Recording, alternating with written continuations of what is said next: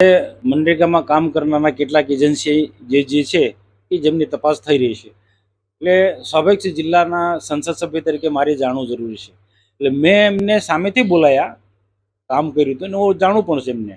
મેં બોલાયા અને રાજપીપળા કરજણ રેસ્ટ હાઉસમાં, સરકારી રેસ્ટ હાઉસ છે, કરજણ રેસ્ટ હાઉસને સરકારી રેસ્ટ હાઉસ છે ગુજરાત રાજ્ય સરકારનું. એમાં મેં એમના એક પ્રતિનિધિ હતા, એમને બોલાયા 1 મહિના પહેલાં.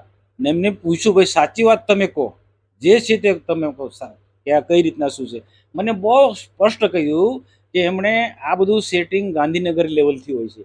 ગાંધીનગરમાં બેઠેલા ગ્રામ વિકાસ વિભાગના જે પણ જવાબદાર લોકો હોય, કમિશનર હોય કે પછી મંત્રી હોય, આ બધા લોકોનું બધાનું સેટિંગ હોય છે.